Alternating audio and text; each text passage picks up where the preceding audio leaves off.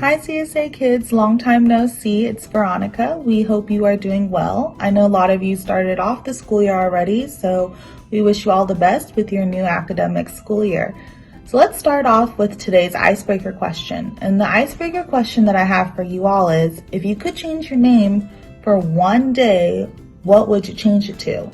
And it's okay for the answer to be that I wouldn't change my name. Personally, my answer would be that even if I had a day to change my name, I'd like it to stay the same.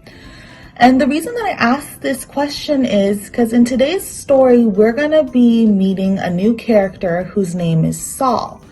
And I'm going to give you guys a major spoiler alert for the start off with our new series called Hi-Yah. But the major spoiler alert is that Saul's name will be changed, and I want you guys to pay attention to what his name will be changed to. So let's start off with today's story. Saul was a smart man who knew a lot about God, but he did not believe that Jesus was really God's son. He thought that everyone who loved Jesus should be punished. Saul and his friends were on their way to find people who loved Jesus and put them in jail. While Saul and his friends were on the road, a bright light shined down on him. It was so bright to the point that Saul fell to the ground. Then he heard a voice say, "Saul, why are you hurting me?" Who is this voice? This voice is Jesus. It was Jesus. Jesus told Saul, "Get up and go into the city." Now, when Saul got up, guess what? He could not see anything. So his friends took him to a house to stay, and Saul waited for 3 days in that house. Now, let's meet another character in our story, Ananias. Cool name, huh? Now, Ananias loved Jesus very much. One day, Jesus told Ananias to go help Saul. He wanted Ananias to pray for him, and then Saul would be able to see again. But Ananias was scared. He knew that Saul has been hurting people who love Jesus. But Jesus told Ananias to go. So Ananias listened to Jesus and did what he said.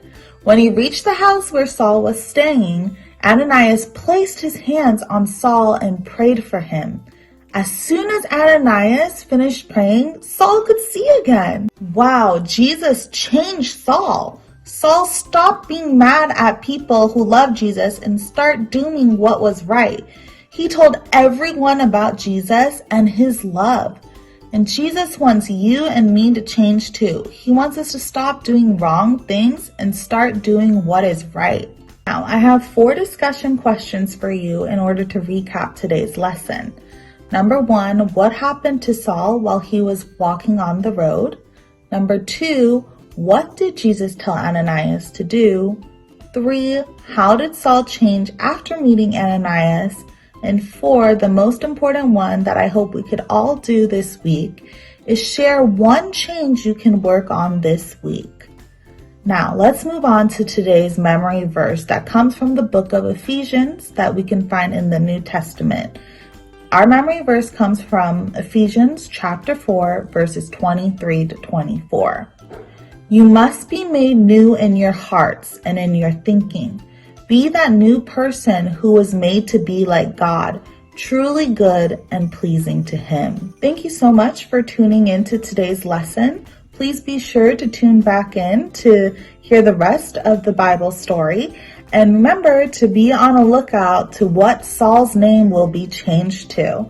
Have a wonderful day. God bless. Thank you so much. Bye.